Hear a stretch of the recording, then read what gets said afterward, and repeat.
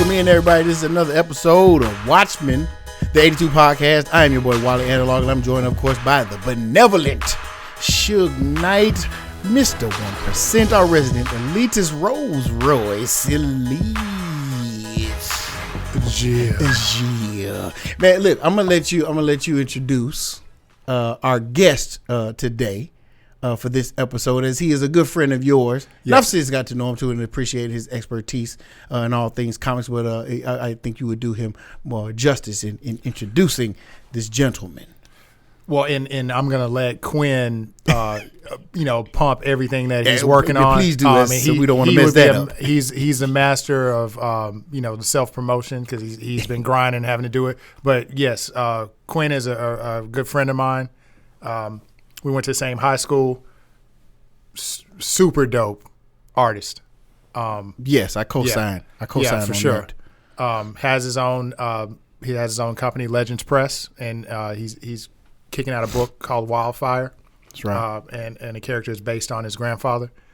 But anyway, Quinn, man, you can tell the people what you're all about, man. Quinn McGowan, artist extraordinaire. Please introduce yourself to the public. What's going on, everybody? My name is Quinn McGowan. I'm the editor-in-chief of a company called Legends Press.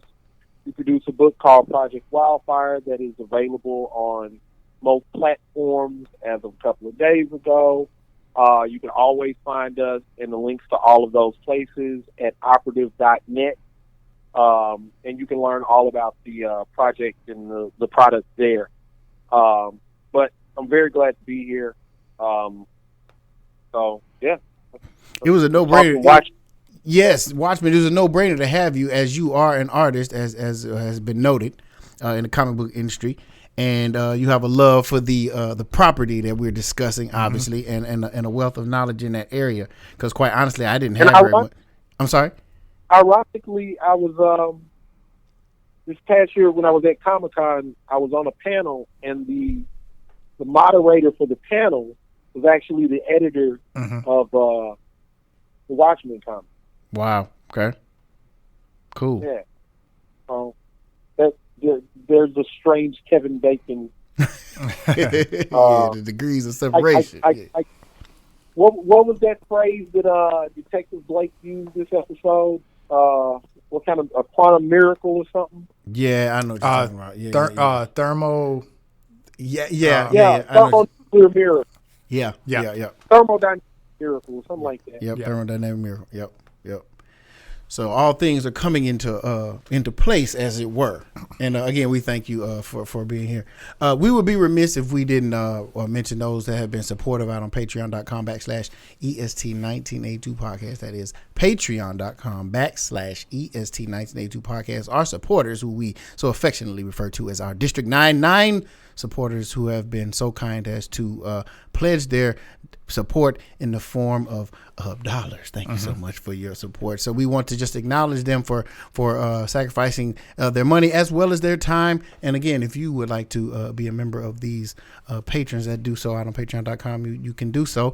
But we first like to go through our District 9, starting with my lovely wife, that is Carrie Ledbetter. Thank you so much for your support. Jamal Weidman, representing that Philly, but loving those Baltimore Ravens, and they killing it, man. They killing it out there. Ravens are killing it. Mm-hmm. We got Raphael M. Jordan.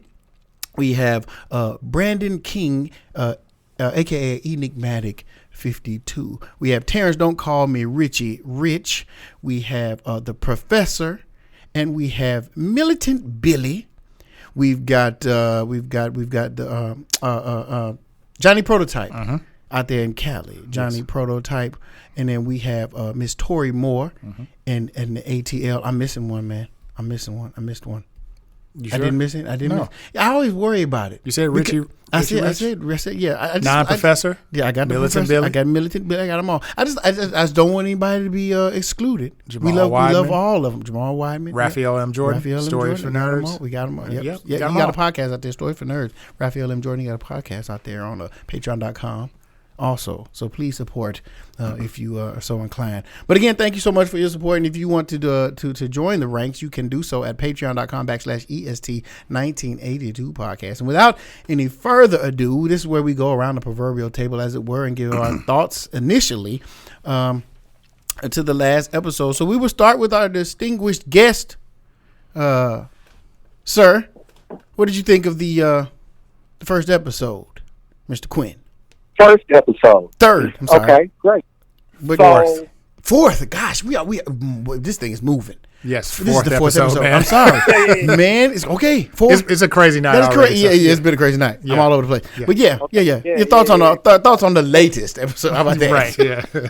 okay, the latest episode. Okay.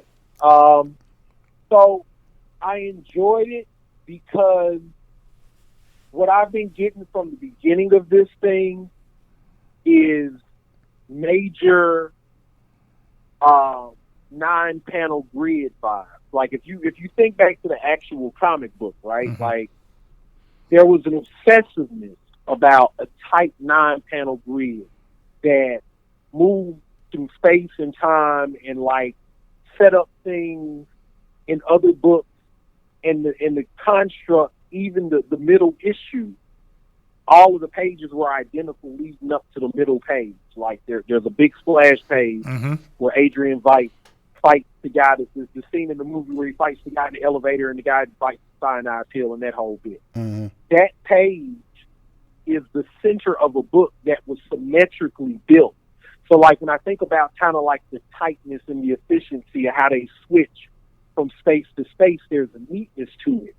And now what I'm starting to see is kind of a fold out happen where it's like the first thing that happens is convergence, right? Like you got Sister Night Right, coming out breaking the- in, yeah. the cultural center Right. to pick up from the moment at the end of the last show. Right. Like there's a symmetry where the things hook in together. And now you get this big energy of it's the buddy cop, right? Like this is the traditional male buddy cop where it's the experienced veteran that's already been through it with the mouthy rookie.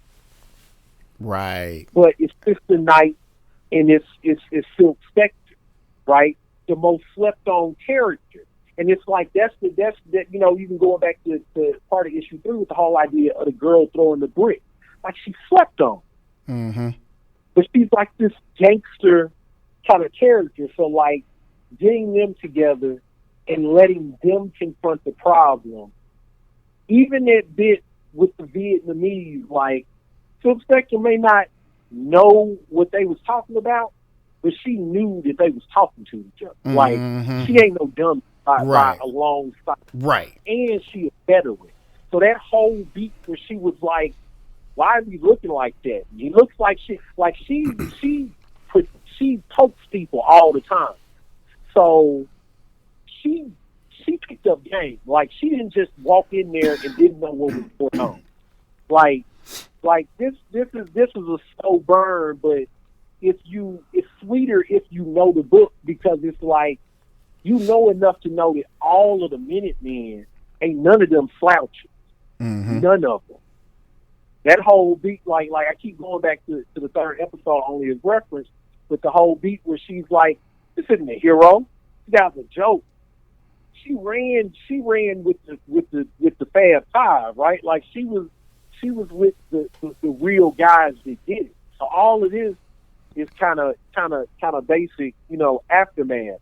And I would be remiss if I did not mention Crab Trap McGee. Like the whole Adrian Veidt Fantasy Island off to himself vibe, open up squid out of a oat. What? So my thoughts on it was, it's a beautiful example of kind of convergence, and I got real comic book vibes last night, like bigger comic book vibes than watching him put on the suit, because it's looking at beautifully folded origami. So I got excited because I feel like the next episode is going to be buck wild. Oh yeah. Even though the focus is going to be mostly on one character. Mm-hmm. Right. So, but there's going to be a symmetry to it. Like, mark my words, like the same kind of how we jumped all over the place with this episode, you're going to get a similar vibe, but it's going to be through kind of the POV of one character. I don't feel like I'm worthy of this level of knowledge and insight provided here this evening. But this is what we pride ourselves at this podcast in providing. A different look and a different take on not just the show, and as you were saying last week, Rose, the Easter eggs, but more so the intricacies, whether it be in the storytelling or be in the significance of what's being told as far as the story, or as Quinn just so eloquently noted, the aesthetic property of the structure of the comic. Man, see, and it's a love that letter. was over my head, and that was over my head until he said something. And it's Lindelof sending a love letter like, to this those is a who book, appreciate like I'm it, like- honoring the book. Right. Right. I will even add to that the intro where you see Watchmen is always a different thing. Yes. Like so, with every book that came out in the 80s of the Watchmen, Yeah. there was a tight cropped panel. You only saw a piece of what the picture was. Right. Okay. And that was to serve, Dave Gibbons drew this in a way to serve as number one, they wanted to create a book that broke the genre. Like, they didn't want to do your traditional comic book. Right. So, like, even the front cover, it wasn't like Superman On the flying in front, the yeah, air. yeah, and, right. You know, here's the, Right. the logo Watchmen, you know, that stark yellow against black, and then that cropped image where it's like, What am I looking at? You see a big button with blood splash on it. Right. Well, that served as a transition to the first panel of the first page. So it was just like a Absolutely. visual transition. So I'm glad you brought up that 9-panel thing. I didn't view it that way. I did view the pacing, like Adrian Veidt, his story it's set up kind of like the Black Freighter in a it's way. like off to the side. Yeah. Right.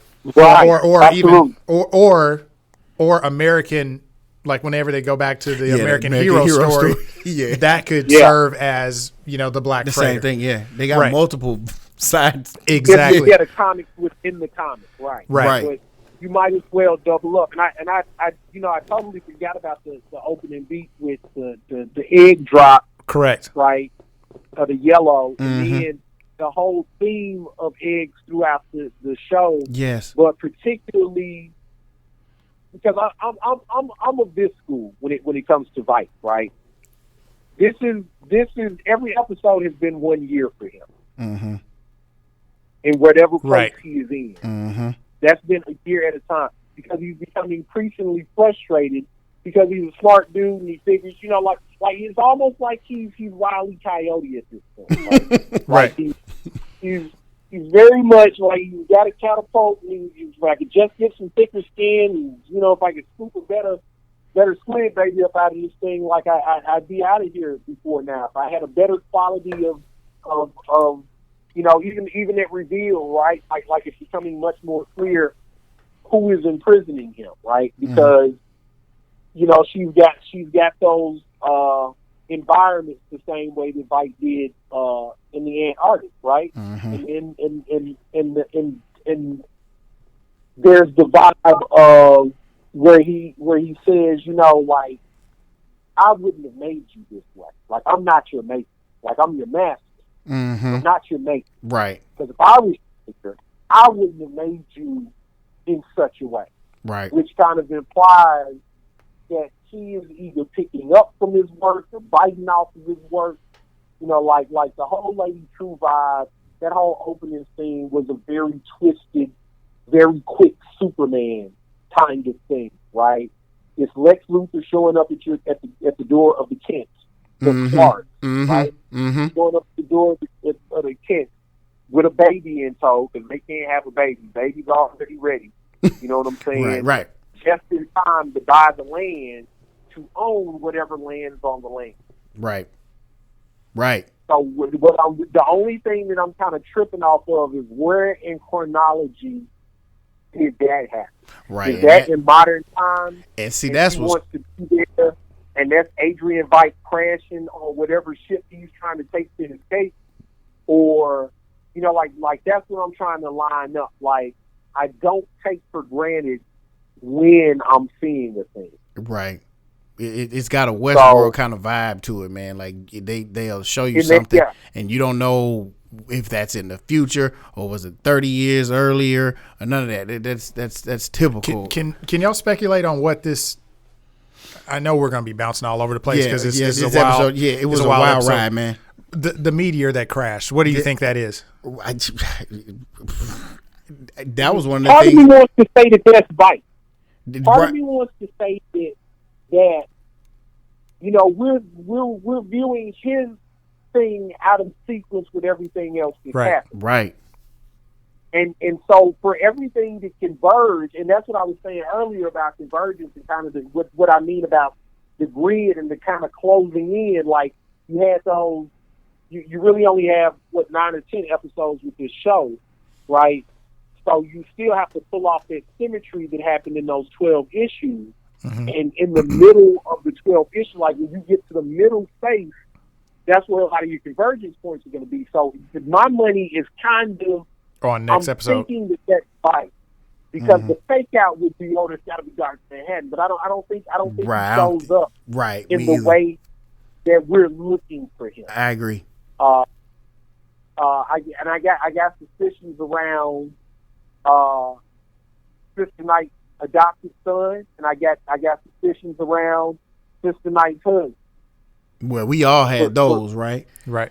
But for a couple of things. But yeah, the thing I think crashing, for my money, I think that's Bite. I think he's been working for about 4 years to get out of there, and I think this is either going to be the next week is either going to be what will be for him the 5th year, or to be in that timeline of that point in time. But that would be a good way for him to then join the rest of the story, right? Because he can't stay in seclusion forever.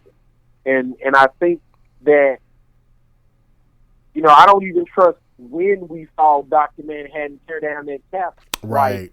I don't know that we're not looking at a point in the future. Like, I'm kind of paranoid in that way, which I love about the show. And it's the first time in a long time with a Lindelof property. It's like being in a bad relationship, right? Like you really hope this time that you're going to get a satisfying ending. Yeah, I'm praying that the plane lands. Yeah. Because if you left at the end of this going, I got more questions. But a lot of people said the Leftovers didn't leave you like that, right? Or did it? I haven't seen the Leftovers. Leftovers started a campaign of kind of having faith. I do have some really strong feelings about like because she's gonna hate me in 3 days with that beat with Will.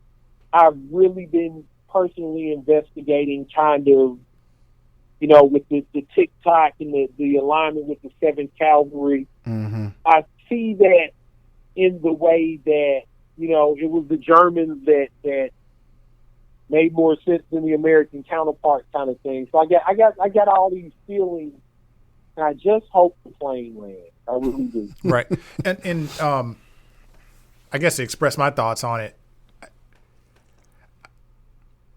it was the weirdest episode so far. Yep. And what I liked about it was that it gave you a few answers to go, okay, like here's a couple of answers just to get you to this point, and then we're going to give you some more questions. Things to question. That's par for the course, right? Yeah, but that's how they do. Lady True's introduction is crazy. Yeah, it is. It's deep. I mean, what's the quote? Legacy isn't in land, it's in blood. It's in blood, yeah. Passed to us from our ancestors and by us to our children. Yeah. So, and that says that's a loaded.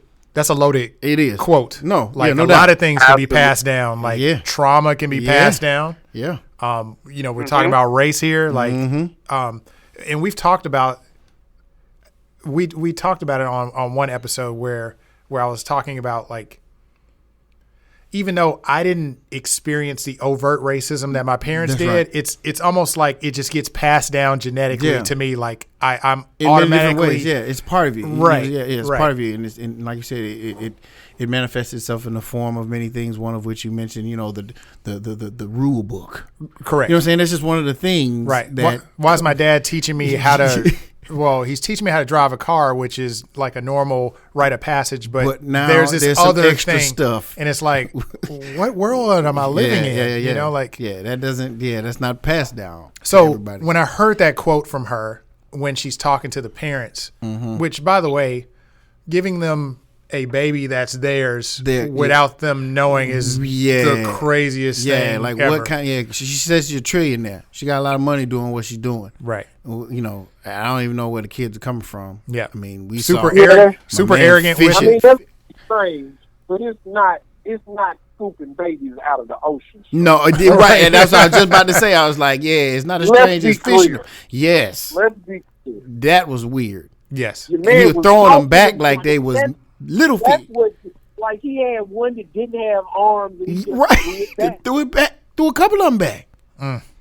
Like your man was like, that, like I love, and that's a great way to touch on the attitude of the man that killed 3 million people in New York City. Right, Disposable. right. Nah, they're just people. It's just people, man. Right. And can we give it up for Looking Glass? Yes. I am angrily infatuated with him. Please do explain. I'm really scared he don't break my heart, but I really like him. Yeah, Yes. He tells the truth. And He tells the truth. yeah. There's no Right. he's the equivalent of a Vulcan, man. He ain't really about He's the closest thing to real Rorschach. Right. yeah, Like- yeah. Like and he does a great, like the actor himself does a really great job of embodying the truth of his own character while touchstoning Rorschach in a way that both honors the comic and brushes really nicely up against the movie. For everything you want to say about Zack Snyder and his kind of lack of understanding of what Alan Moore and Dave Gibbons were trying to say with those characters, how Rorschach was acted. I think that guy does a lot with that because he pulls back so much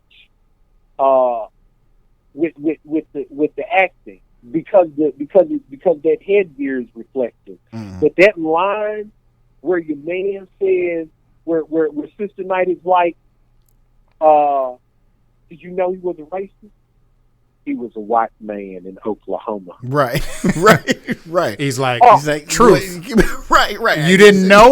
Like that was like, wow. Right. It's like, yeah, he doesn't.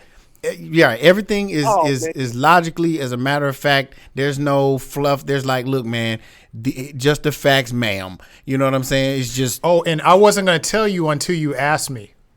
yeah. That was also Yeah. that too. Yeah. He wasn't going to. Yeah. He doesn't volunteer information if it doesn't Right. suit, if it doesn't benefit, if there's Right. no purpose for it, right? Right. Everything's No. purposeful. I think I would counter that.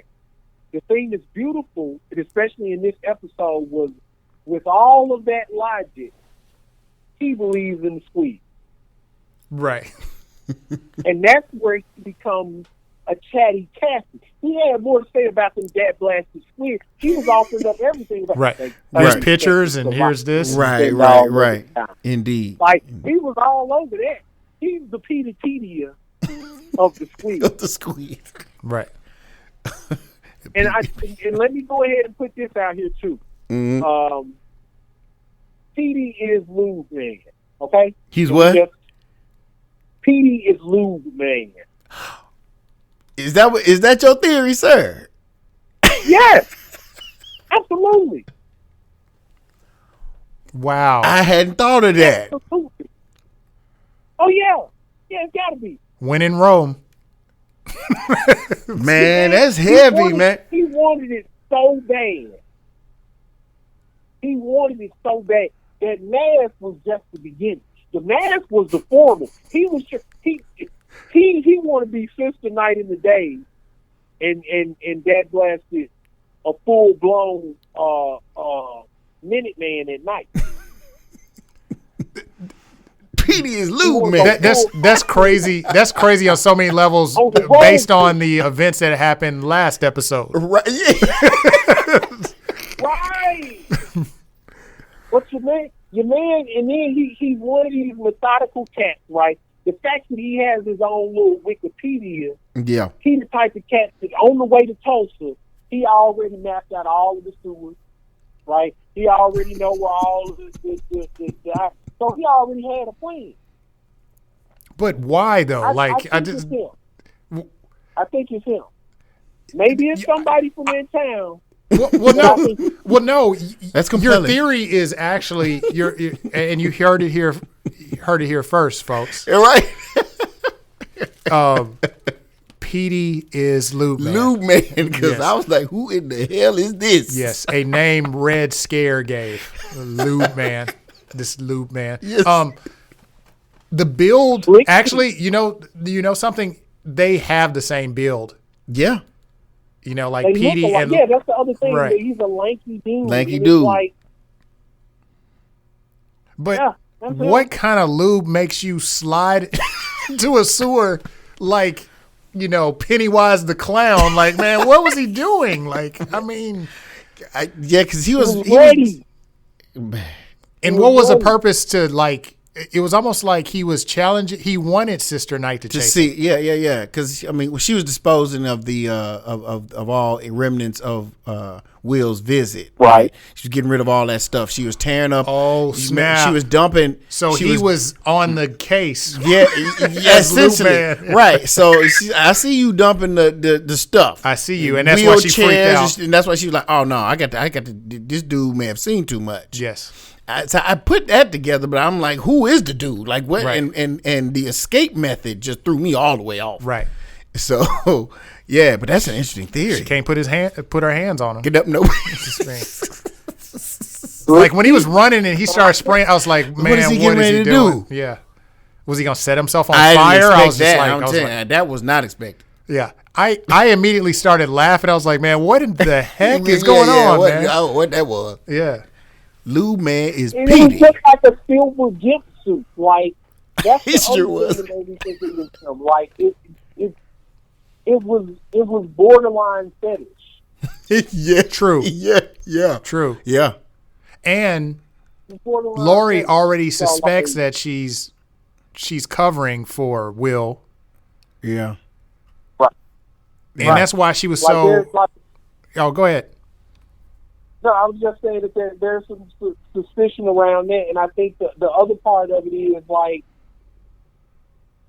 the thing that I admired about the design of the heroes in the comic was they weren't just flat analogs, but they took sensibilities from the comic books that we grew up on. He had a disposable utility belt for reconnaissance mission. And his Right. only objective wasn't to engage Sister Night. He had no Right. intention of fighting. Instead, he was there for a spy mission. He was there to watch her. So the only tool that he needed Was was the the lube. lube. Now I think we'll see this cat again, and maybe he got on a different suit. Right. Right. He got might a different suit for the task. Like, be prepared for not only the parallel analog, but the upgrade. 30 years to move, electric, like you gotta be ready for the layer cake on it too, right? Like a comedian died, Judd died, but also the killer was on the scene. Like there's always an amplification too. So the things about Watchmen that are similar in the show to the original book are not necessarily thematic so much as they are from a construction angle, right? He's building this show in the same manner that Watchmen was built, which is more, in line with honoring our friend from Northampton, and actually trying to build a direct sequel off of it. So, like, I am rooting for Lindelof to land this plane, as I am on the plane and don't want to crash. Right, right. Yeah. Yeah, I think that's a sentiment everybody's sharing that's a fan of his work. And yeah. Well, speaking of time, and this just dawned on me that when Will said, in 3 days I'm going to betray her or whatever. Right. Do you think are we well, no, that doesn't work. Never mind. Forget what I said. What I was about to float out here was he was speaking about killing Judd, but apparently you're thinking that was before. That was before like a flashback before he strung Judd. Yeah, but that doesn't make sense because they revealed that he was there. Well, we don't know. You don't know. Right. That's when I started. You don't know about because he was walking. He wasn't in no wheelchair. He was just walking around. You know what I'm saying? You don't know whether or not he got a wheelchair later. But as the audience, yeah, correct. As the audience, we already know. We're thinking he needed a wheelchair, right? But we don't know if it's been destroyed or at that point, or whether or not he hadn't procured one yet. You know what I mean? So right. We don't know. And speaking of answers, what I liked about this show is they gave us a few answers. Like Lori mentioned, hey, I found out that your grandfather was a cop back in the 40s and 50s, and then all of a sudden he just quit the force, and then he just fell off the map. Yeah. And that's news to Sister Night. Right. We're starting to we got introduced to Lady True. We understand that she she bought Veight's company from him. Right.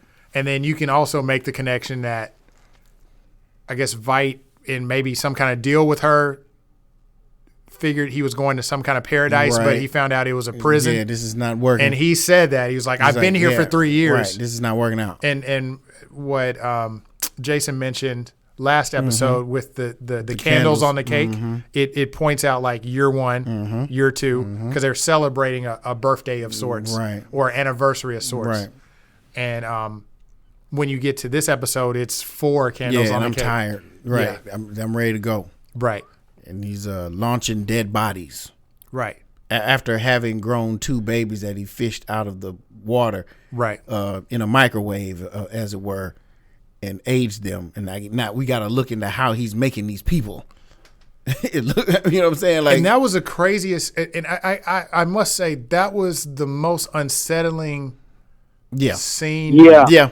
Absolutely. To fish a baby out of the water. Right. You threw away a couple of them. And threw away a couple of them. That was meet the criteria. So I was already unsettled there, but the fact that you put them in a microwave and then turned and then left and played some music and even that technique where you don't show what's happening, right? Probably because there's a crazy special effect that goes with it. Yeah. But it makes it even more unsettling because you hear the crying and the agony. Right. Like this is unnatural. Yeah, I shouldn't be growing at this rate this fast. Right. And he's eating cake. Right. He's always eating. And the acting from Jeremy Irons too. Anything other than cake. Right.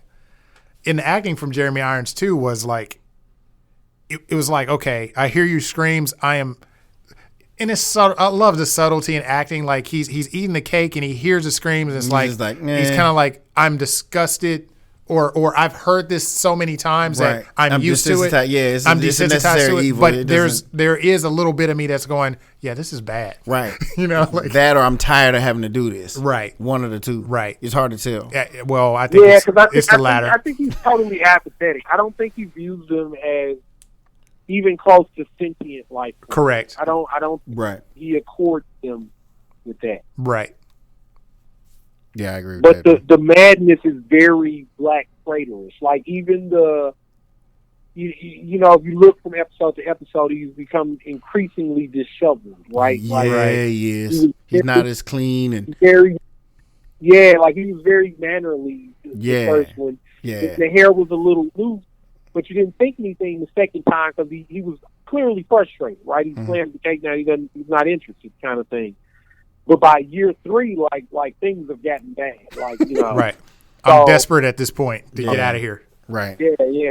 So the boat is officially sailed. Yeah. I do love the kind of abandon with which Jeremy Irons is acting. That's really, like, he's really tough from that angle.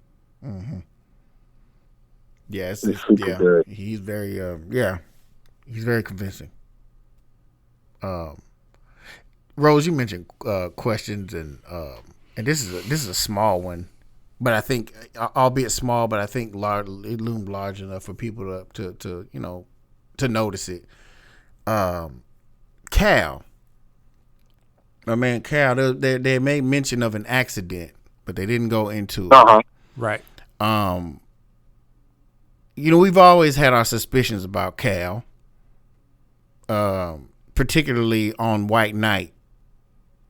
Right. When he just kind of disappeared during that whole thing, and wasn't in the hospital. Judd was there, as he said. He sent him home to get something to eat or whatever, or sleep or rest or whatever. That's suspicious to me. Yeah. So, and then they made mention of this accident that came up as a result of a conversation because of the visit that Silk Spector paid to his home, their home, and and you know, did you tell him about the accident or whatever? He was like, no, it didn't come up. I have no idea. Like I said, a lot of stuff goes over my head. Does anybody have any idea of what they could be referring to, what they think? Because I mean, like I said, I think it's foreshadowing. I think exactly, they're trying but I didn't to know give you if a glimpse of. We knew there was something wrong, though. Not wrong, but a dynamic there that was very strange. Right. about Cal. Like there's something significant that we don't know about the dude. So here's the thing. There are a few schools of thought, okay? So first to touch back on the overarching theme of the episode. There were a lot of eggs, yeah? Mm-hmm. Eggs There every also episode. a lot of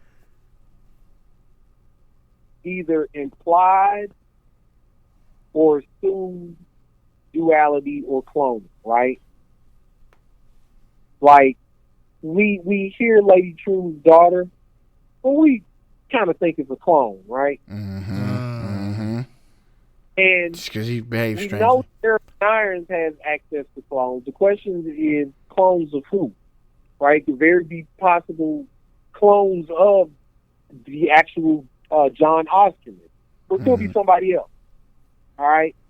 But the other questionable face of clone could very well be around Will Reed. Mm-hmm. We've seen Will Reeves as a little boy, and we've seen Will Reeves as an old man. We've not seen Will Reeves as a young man. Oh no, man, come on. Is that what you're that? What she says, what Lady True says, legacy isn't in land, it's in blood. Past, there's a lot of loaded stuff to that. I know we're talking about the emotional thing, but this whole genetic thing that she's playing with, the fact that she makes a deal with, she wanted to get 40 acres of land, which I find, that number was very. that didn't fall. That didn't. I was waiting for the mule. Nobody I was got- waiting for the mule to walk up. That's it. Not here. Yeah, that was not on accident. But the fact that she, like, they open with her, so they're letting you know, hey, it's about genetics with her, Right. and it's about cloning. Something's going on with her Right. that probably shouldn't be. She's probably messing with stuff. We going around. Where is Cal? Hey, what you saying? Cal? Is he a clone? Is that where we going with this? Yeah. With this When subservient it comes behavior. to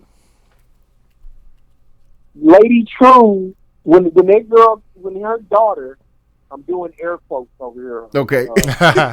Here in Memphis. When her daughter told about their dreams, that sounded like the Vietnam War. Yes. Mm-hmm. And I keep going back to Comedian, like when they were in the Vietnam War, and he shoots his lady friend, and she was pregnant. I'm just like, I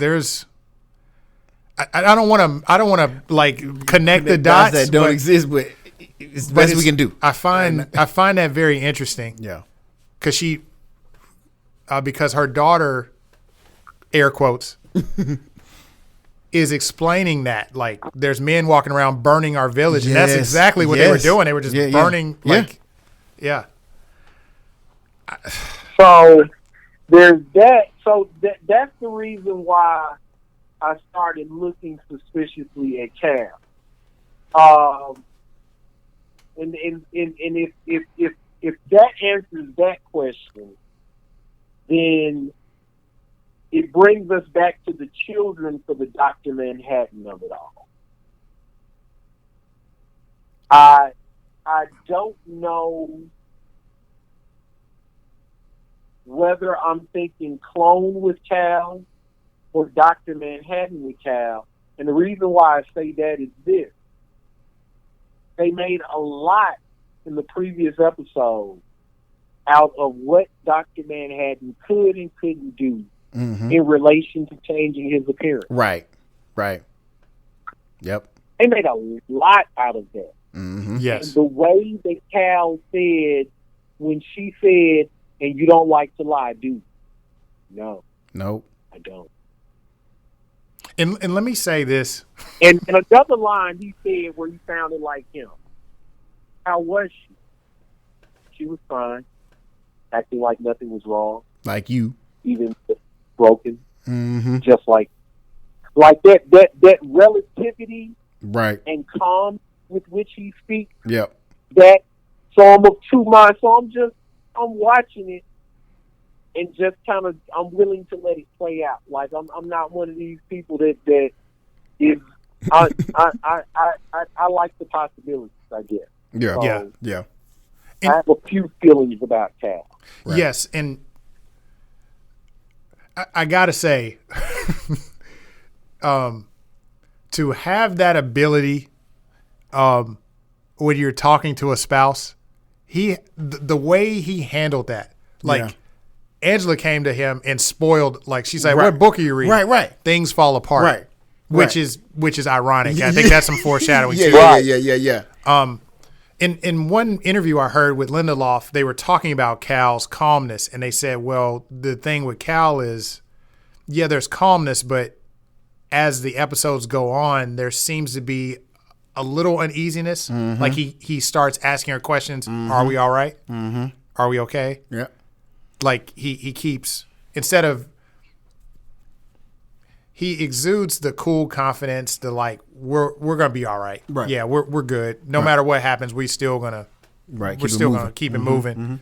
But what I'm finding interesting is, I don't want to say his character is cracking because it doesn't seem like it is. No, not at all. Because like she spoiled the book for him, And didn't even- and didn't then even- she doubled down and said, "I'm picking a trying fight with you." Right. And he's Yeah. just like, I don't really care. He didn't do that. He didn't say I didn't really care. But I He mean, was- but that's what it felt like. You know what I'm saying? Like it he did, didn't but it was say it. he did it with such smoothness. Where Right, it was right. like, I am not going to add to the argument. Right. I'm going to pivot in a way that was as smooth as a Magic Johnson Right. give and go. Right. Because like I So- was just like, So smooth, in fact, that she still extended an invitation to the closet. exactly. After it was over. I was like, she picked a fight with him, Right, and and they she get wanted- to have. Yeah, I was like, wait, And he won.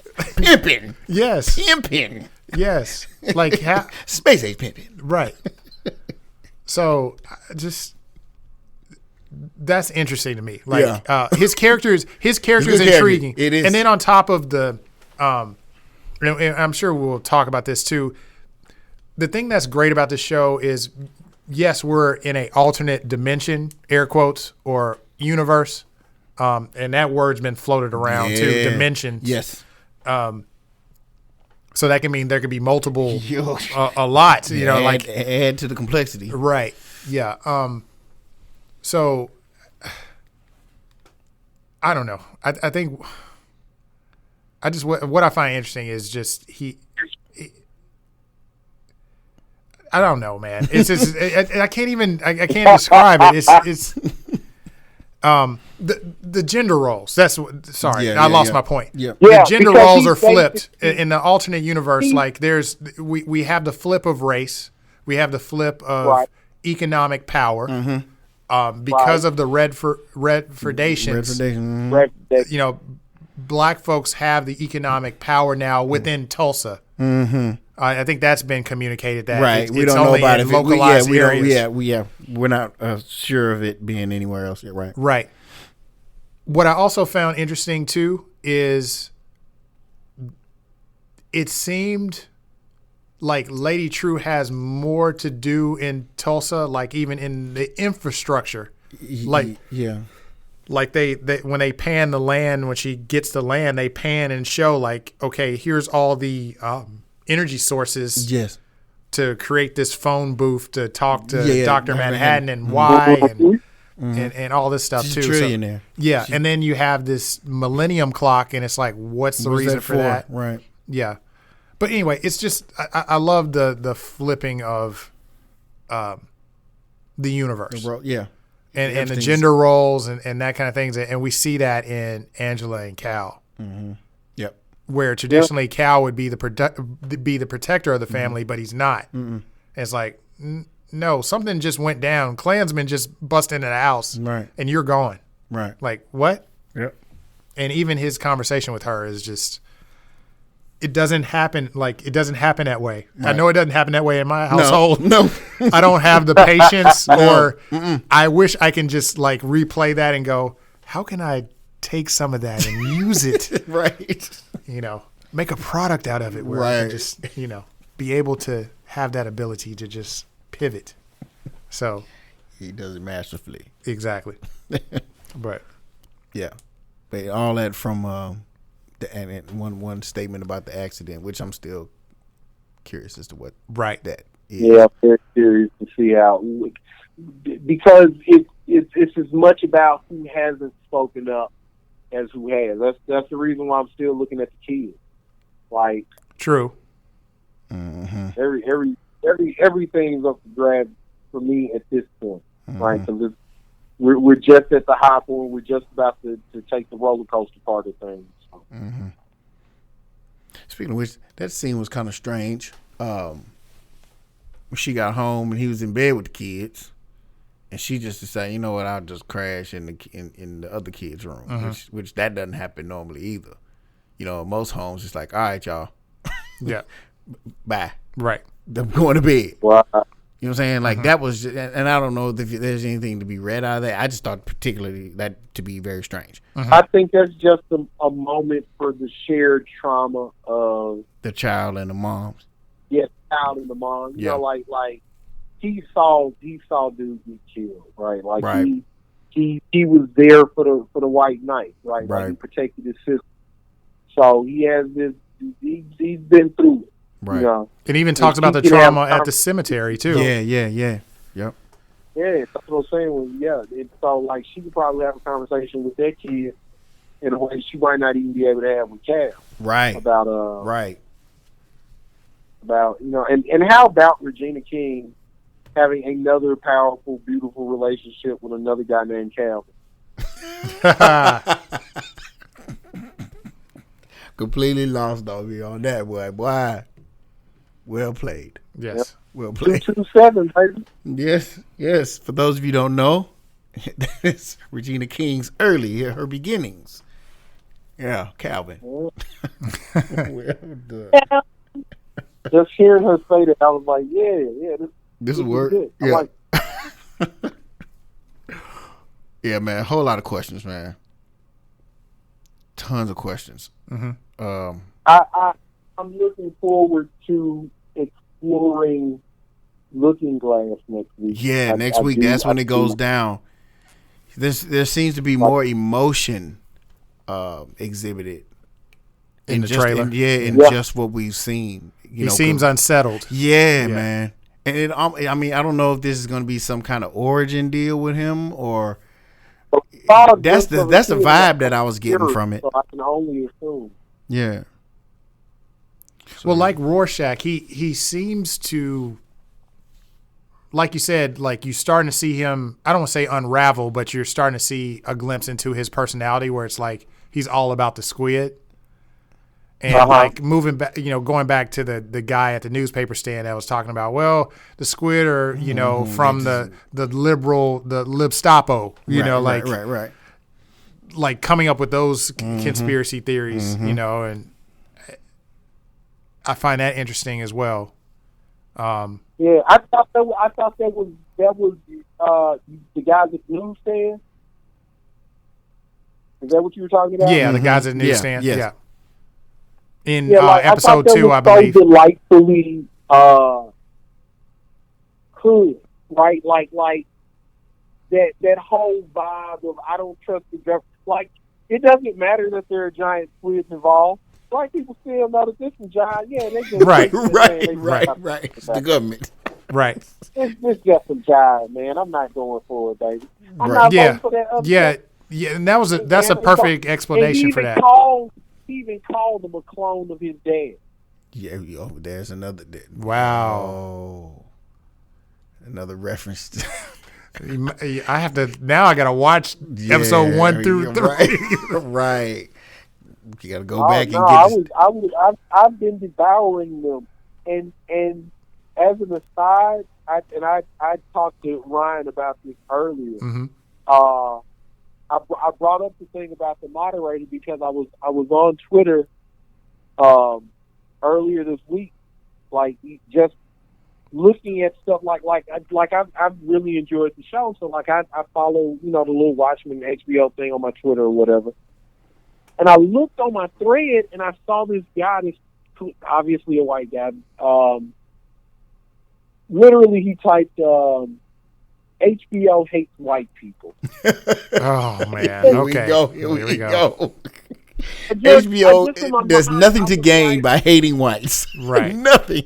I was like, you mean the network that brought you Boardwalk Empire and Downton Abbey? Like just True Blood. Other show, with the exception of Laurel Avenue and The Wire, every other show on HBO has been white people. Right. Like, what are you mad about? You have a plethora of many of Sopranos shows to watch. Many.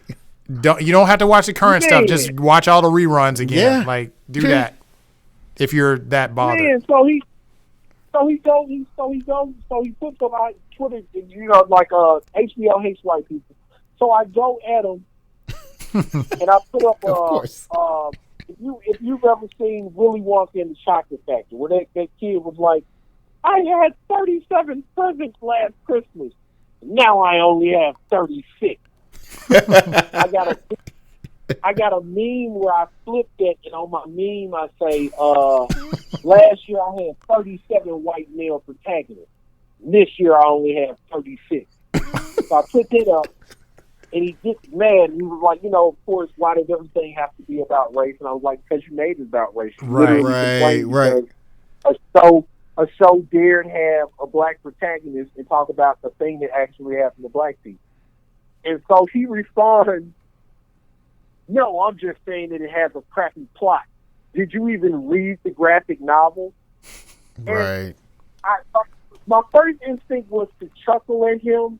But then it legit occurred to me. It was like, man, you was on a panel where that lady was there. The lady that edited the thing, like y'all talked about that book and all of that. So I didn't even stun on the guy. I just put up a picture. I didn't put up a picture of her because it's not really about. I didn't want to make it about her. I just wanted it to be known that like I'm much closer to the proximity of this work than you would imagine, and I never figured that would be my, like where a guy talks crap to a woman because he thinks she doesn't know about physics, and it's like, oh, well, I'm a physics professor. Like, I'm a comic book.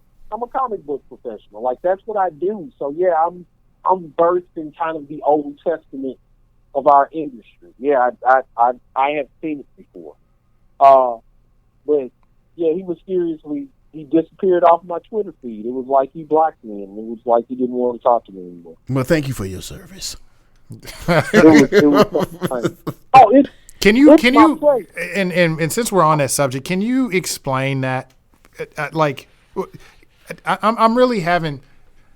I know the answer, but I just don't. I don't understand.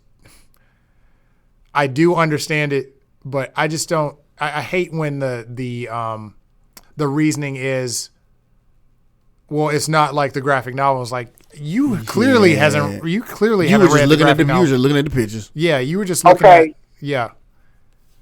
So I think that because America at large has not been willing to address race, anything that deals in race is radicalized in a way that for people who don't confront it all the time, it's an extra layer of something, right? So the fact that Alan Moore addresses themes of nuclear concern and you know, men's virility, right?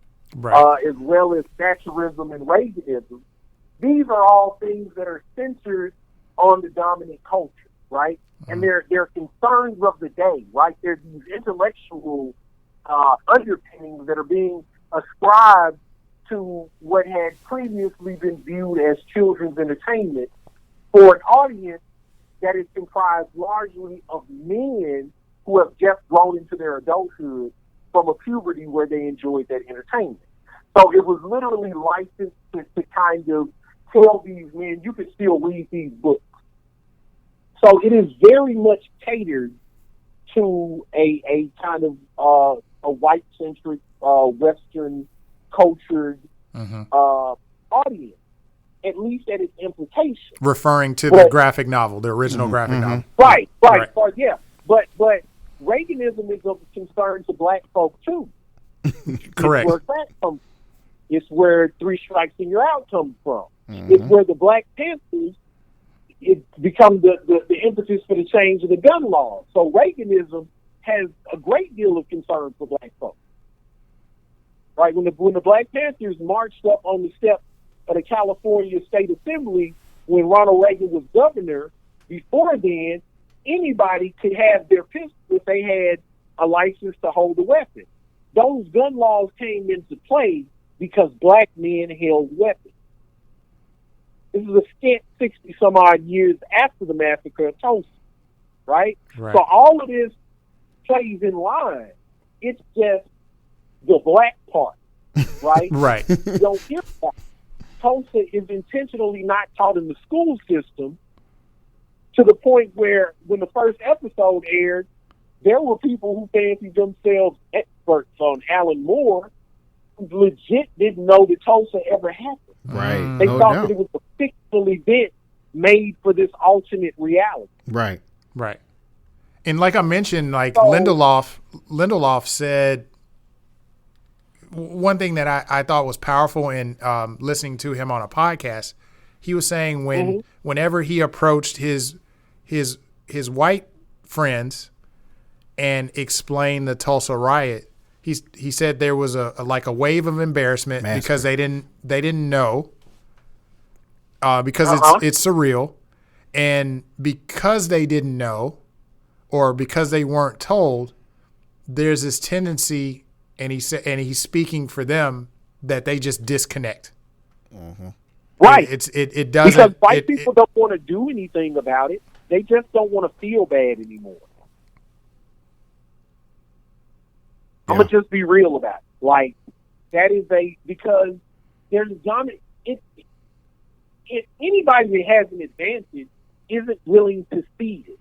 And anybody that's had an advantage unconsciously would be offended at the knowledge of it. If you grew up your whole life and you never had to wash dishes, and then on your 16th birthday, somebody tells you that you have to wash dishes every 2 days out of the week, you would feel like that was an unfair burden. Right. Yeah. Absolutely. Absolutely. Because you've never experienced it before. And when people try to explain to you, well, you've had 16 years where you didn't have to wash dishes at all, and Sally and me and your mom had to do it all the time, you find that offensive. Well, I'm not in control of that. I didn't make that decision. You get in this. So that's the place that they come from. There is an inherent discomfort with facing the realities of the comfort that people enjoy. Yeah. No doubt. And we all enjoy varying degrees of privilege, right? Sir. We're Americans. And you know what we enjoy the privilege of? You know what we're not worried about right now? A drone strike. True. A rolling ground. Being arrested by the Gestapo for talking about Watchmen because it's subversive. That's true. These aren't concerns that we're going to experience where a person in Syria very much experiences that as part of their reality. And that's independent of race. Yeah. Right. But because they don't have to confront it, they don't want to confront it. Mm-hmm. Not even a little bit. So like that's where the resistance to the show comes in, and to Lindelof's credit, like being willing to make harder connections, I think is super important because it matters. Like we always say, representation matters, in these spaces. But another thing that you got to think about in relation to the historical reality of the show, the Tulsa Massacre happens in 1921. Mm-hmm. The other thing that happens in 1921 is the premiere at the White House of D.W. Griffith's The Birth of a Nation. Yes. Wow. Yeah. Oh yeah. Yeah. That's true. Yep. Right. That's real talk. Because they were trying to paint a different picture. Right. This is America. You're right. This is America. This is not. But Childish Gambino wasn't in it. Right. To the idea of the lost cause, and now it's like, oh well, the Southerners were just misguided, and it reignites the fascination with the Ku Klux Klan. That directly relates to the massacres in Tulsa. Like the Klan, one of their big ride outs after that movie comes out is in Tulsa, Oklahoma. And so even the fact that young Will, whatever his real last name is, because obviously he took on the name of Will Reed, right? Mm-hmm. That to me is almost more significant than the show opening up on the Tulsa Massacre. Can you imagine a world in which a little black boy could look on a 14-foot screen and see a black man as the hero? Right. Yep. And let alone his relative. Runs out of church and exclaims, "That's Bass Reeves, the sheriff of Oklahoma." Yep. That's that's the thing that goes unspoken. That how many doctors would we have at this point? Oh my goodness! How many, engineers? How many bright, bustling communities will we have? And that's hard to confront. There's something feral and savage, the kind of savagery that gets assigned to us, right? Yep. You so jealous of a neighborhood that couldn't have been a longer stretch of road than Beale Street. You so filled with economic anxiety that you got to go burn it down. Right. Not just burn it down, but bomb it from the sky. they bombing it. They got in planes. You know what I'm saying? Oh, man. Crazy. And that action, that action reverberates through generations. No doubt. Because even though African Americans have made strides in a lot of ways and in culture and things like that, they're still kind of like, well, I don't want to succeed too much. Right. You know what I'm saying? Like, come get you. Like Paul Mooney said. Like, I wonder, too much, they'll come get you. Right. And you see, and again, I'm not trying to give, black celebrities a get jail out of free card. Right. If they get in trouble. But that's usually the conspiracy theory that circles around like a Bill Cosby or, he tried to buy NBC. We had this. Right. But that's weird, and there's complexities of that as well as a culture. Yeah. Right. And absolutely. But when it comes to Cosby, here's my thing. My issue is very clear. In a world where if you have to work twice as hard to get half as far, you have to be twice as safe to have half the fun. That means if you're in an environment where you got to where you're one of the few black men to get to hang with Hugh Hefner, I don't care if Hugh Hefner is passing out Quaaludes like 40 going north. You need consent, a signed contract, and a picture of this woman standing on an alarm clock with a picture of today's newspaper with the date on it. Like you don't get to operate like them. So this idea that I was doing what the guys at that time were doing. Mm-mm. You were the dude that told us don't buy Jordans. Like you can't, like, that's the other part. Like, you don't get to pretend to be removed from the community. And I know I'm ranting on yeah, and I didn't mean to derail it to pudding pops or you know. But in the spirit of running cats out of town on the rail, I wanted to put this question out there. I think we're all pretty safe on how do y'all feel about Will being one of the Minutemen? Like, who do you feel he is? Let me ask that. So I can't shake that image of Angela looking up at the poster of Dollar Bill. Like, I remember Dollar Bill being a white guy. Yeah.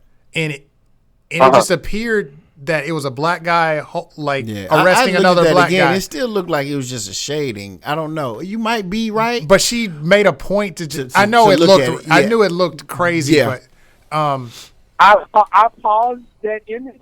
I did too. It's bad. It's actually kind of racist.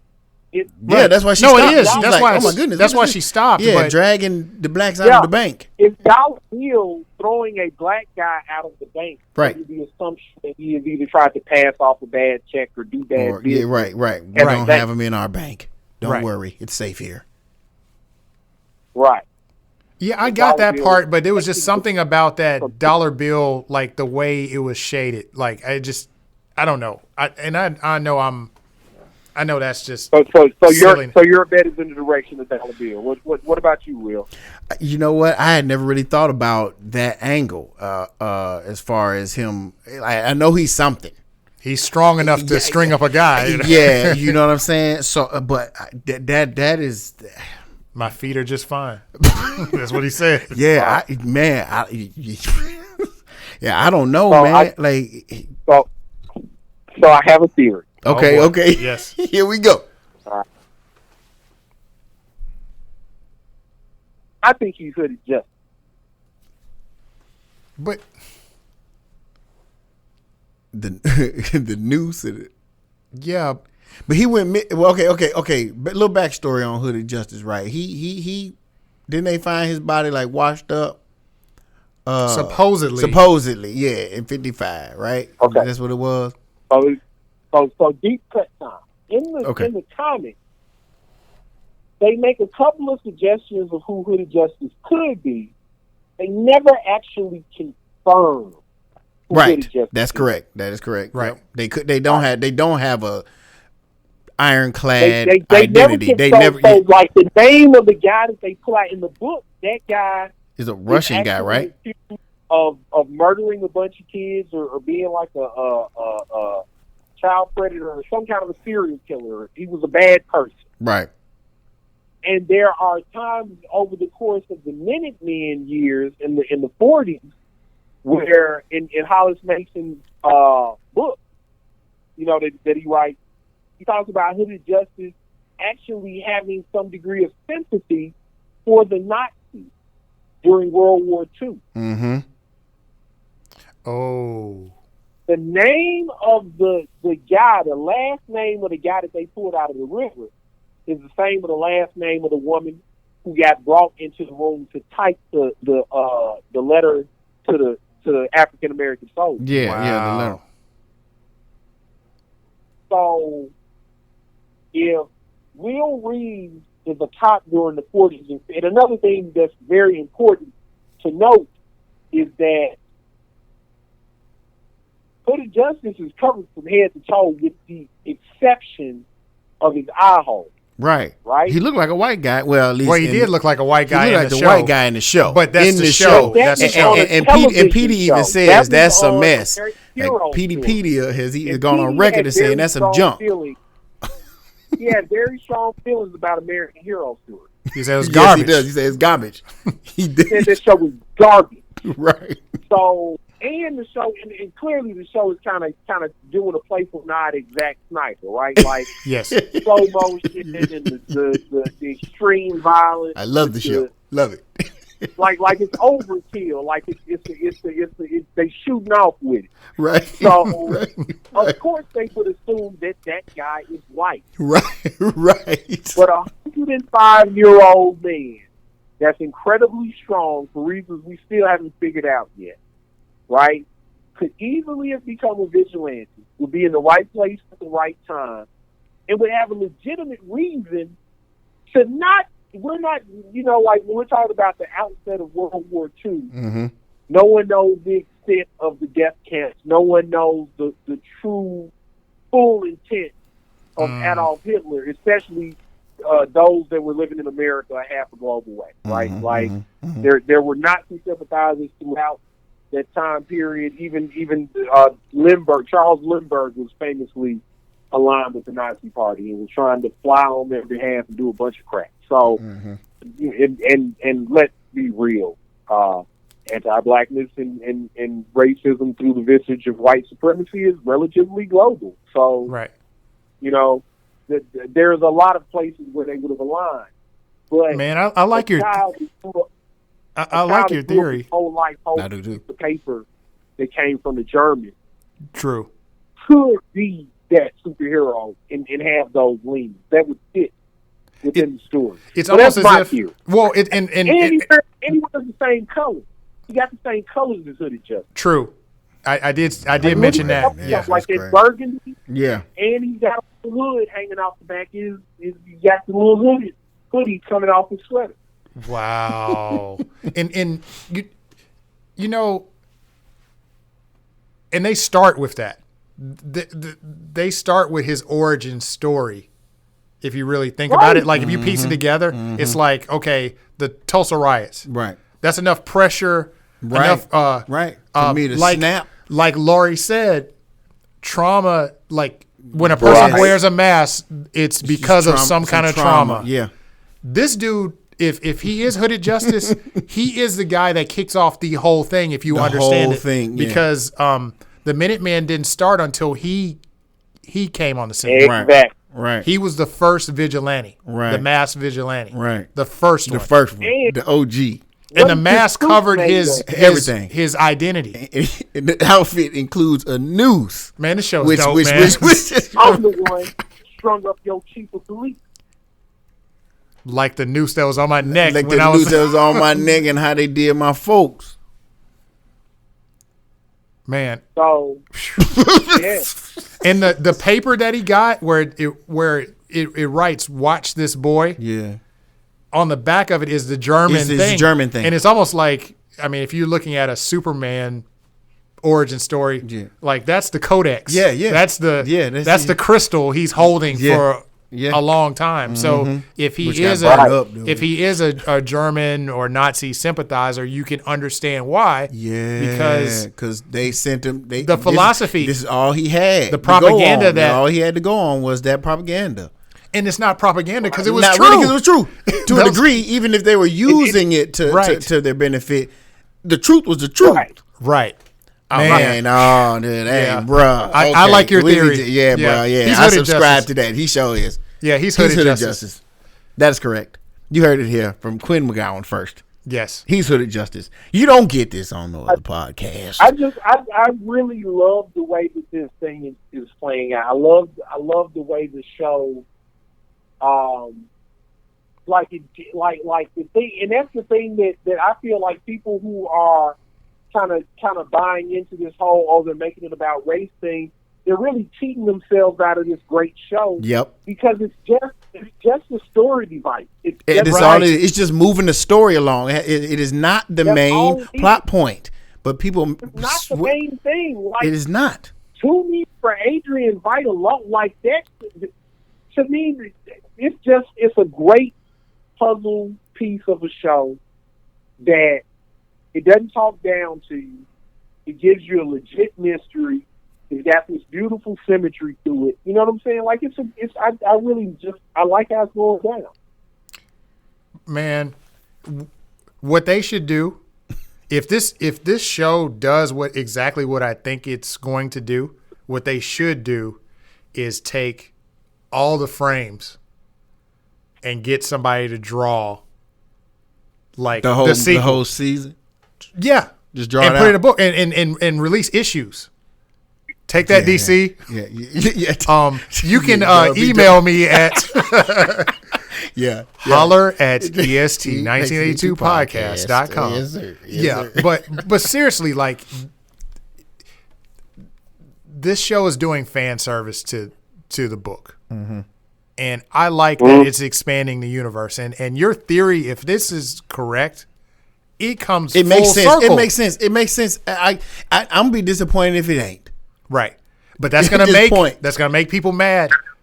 Oh, well, Hooded Justice wasn't black. It's like, But nobody knew. Nobody knew. But that's the his joke. Story, right? That's the joke. Right. It points the mirror.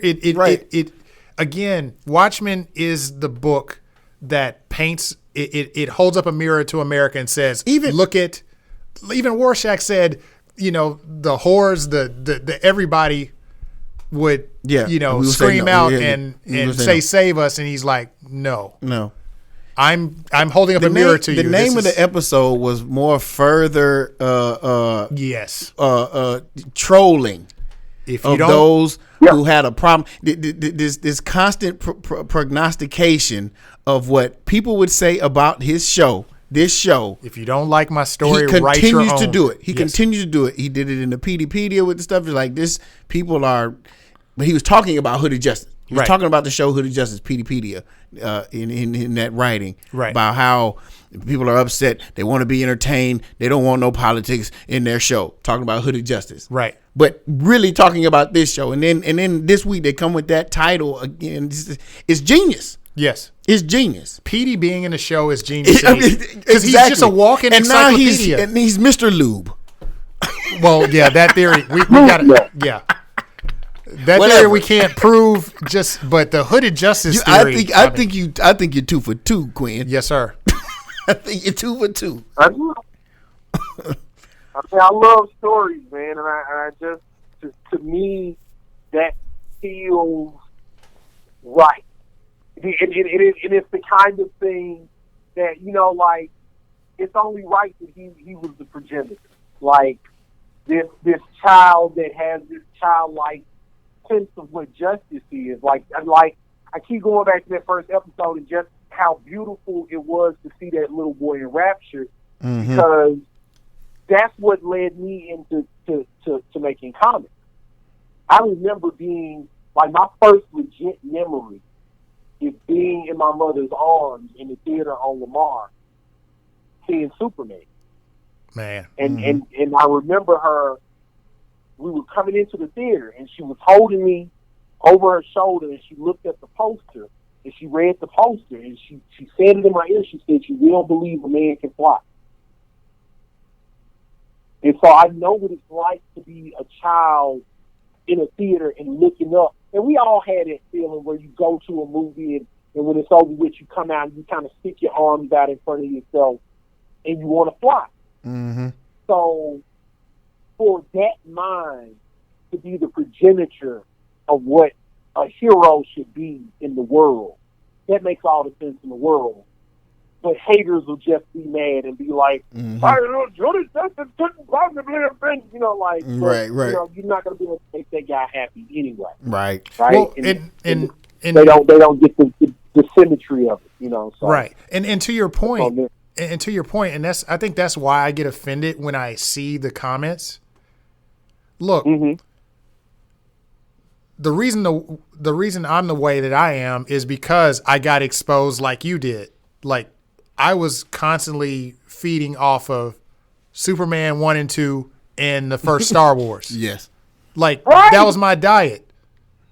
you know, and there was never a point where I said, "Oh, Superman's a white guy." No, we was just never we was put Superman. race. He's Superman. It's not a thing. It's beyond race. So we still put the little cape on. Yeah, we didn't care. Now right. to be real, for me, there was a pivotal moment for me, and it was more practical than anything. Right. It was Halloween. I might have been 8, and first of all, if you don't have a Jerry curl, you can't have a spit curl. That's number one.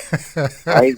Oh, the hair was the first issue. Right. And then, and you know, like in the old school days, you get the plastic mask, right? With the rubber band on the back, you couldn't breathe. Yeah. With that thick rubber band that rub against your skin and pull the meat off, and then a little slit in the mouth that cut your lip. Right. Right. Just made of pure chemicals, just breathing that. Right. Good. But October 31st. Had 'em. But with that plastic that could melt to your skin. But so you got on your outfit and you walk in front of the thing, you got on your mask with your fake spit curl, but your hands are black. Right. Right. And that was the thing. Like when I tell you like right, you know, like when I tell you that where I'm coming from with the character that I make, it is the answer to that.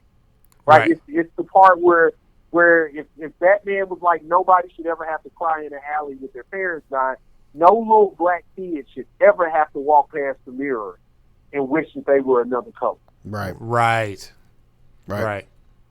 Man, so with that's an excellent segue, man.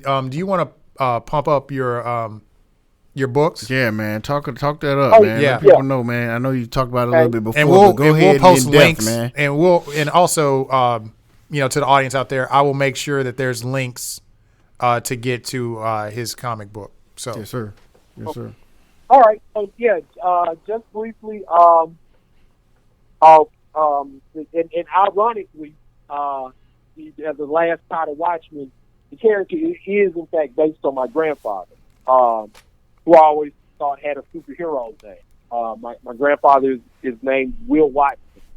So the character's named Will Watson III, and he lives in Shelby City, which is kind of an analog for Memphis, in the way that Gotham would be an analog for New York City. And so in Shelby City, an experiment that originated in Oak Ridge, Tennessee, is tested in Shelby City. And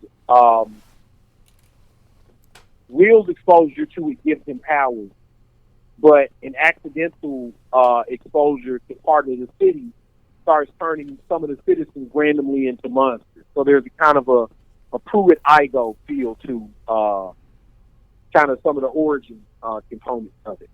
And so he works with this organization to keep the contagion contained within the city limits. And so that's where the adventures pick up. And we just recently put issues 4 through 8 up on a site called Peep Game Comics, and we'll make that link available. It's also going up on Amazon, and we're waiting for our approval to come back from Comixology. So we'll be in all of the digital spaces. Congratulations on that, man. Absolutely, man. Game, you'll also be able to get physical copies as well. And the way that I put out the book physically is we usually do seasons, so we might do a story arc. So there's usually between 2 or 3 issues. So when we do physical books, we usually just put out trade paperbacks. But those will be available physically too. And you can go to operative.net for free web comics that we do every Wednesday. And you can also look up all of the characters. We full character bios, boy. It's dope. All of our character profiles set up like the old Who's Who DC kind of style. Yeah, I love those. Yeah, man. It's dope though. Well, man, appreciate you so much, man. Thank you for giving so much insight and ironclad theories. Yes, sir. Yeah, I'm gonna run with them. I didn't talk you out of death, man. No. This is why we brought you. I think you're going to hit the Watchmen Hall of Fame on this one. If these theories prove true, like you're the first one to put that flag in the ground. Right, absolutely. Man, thank you again, sir. Oh man, well, I appreciate that. I take that as a badge of honor. Man, we feel honored that you even took the time, man, to share your expertise and your outlook from a comic book artist and writer perspective. It's very, very, very valued. Thank you so much. It makes the podcast better, quite honestly. Right. So appreciate it, man. It was my pleasure. Man, thank you so much, y'all out there who's supporting, whether it be with your money or your time, man. We appreciate you. You can hit us up, whether it be on Instagram, Facebook, out here on Twitter. Also, that Facebook group is kind of fun. So go out there and hit us up. The website, the lovely website created by Mr. 1% here. Established 1982 podcast, est1982podcast.com, where you can listen to all of our podcasts that are on the network, be it this one, be it the flagship Established 1982 podcast, whether it be the Black Lightning podcast, the Naomi podcast, and you want to go and shout it out? Can I shout it out? Yeah, shout it out. New one? Yeah, because I put the artwork out there. Okay. The Far Sector podcast coming soon to the Established 1982 network. The book is coming out. The book is coming out at the time of this recording. Yes, it's coming out tomorrow. Yes, a book written by one N.K. Jemisin. Let me get that right. N.K. Jemisin, and artwork by Jamal Campbell. If you're not familiar with N.K. Jemison's work, she's a Hugo Award winner 3 times in a row on her science fiction books, science fantasy as she calls it, for The Broken Earth. It's a 3-book series. So she's legit. She's got the chops to do this. It's a Green Lantern arc starring a main character that happens to be an African American. Well, I can't say keep saying African American because I don't know where she's from. Right. But she looks like what would be considered an African American. She's a black lady. Well, Black Lantern. Yes. Her name is Sojourner. Yeah. Yes. Like Truth. Right. Right. From what I hear, she was a cop. Right. And when Black Lives Matter started popping off, she quit the force. She quit. And somehow, through a string of events, she gets a ring and gets sent to a Far Sector. Yes. A world, I forgot what it was called, the World Enduring or something like. And forgive me, we'll get into it when we get on the podcast. Listen to the podcast. Yeah. But these people have been living in peace for like 500 years, but there's stuff unraveling, and she has to police it. Bottle it up. Yeah. Right. So, we just feel as we want to represent those that we feel we belong to, right? As far as the community, we want to represent those books that best reflect us. And it goes back to the spirit of what Quinn is saying too. That's correct. That's correct. What I'm saying? We're trying to shed light on the talent and the representation, and the talent that's responsible for bringing this representation. That's important, because I think no one can do it better as far as creating believable stories that are relatable to those to whom they target. Exactly. And so I think that's important. And Quinn, what you're doing is a good work, man. It's a good work. And we appreciate it, man. Thank y'all for listening. Thank you, Quinn, for shedding light on these lovely theories that we will if we do discuss them in public, we will give you the proper credit. Exactly. I wouldn't feel right. I would feel right on as taking that as my own, but I believe everything you say, sir. Man, thank you. But thank y'all for listening, man. And until next week on this Watchmen, people.